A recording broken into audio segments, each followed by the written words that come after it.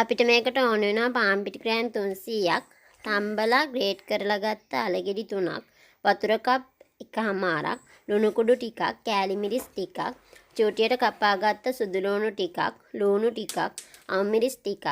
මේ ටික ඔක්කොම එකට දාලා තෝසේ වගේ දියාරු බැටර් එකක් හදා ගන්න ඕනේ. වතුර මදි වුණොත් තව වතුර ටිකක් දාලා දියාරු බැටර් එකක් හදා ගන්න. අපි මේ හදාගත්ත බැටර් එක විනාඩි 7ක් විතර වහලා පැත්තකින් තියලා ගන්න ඕනේ.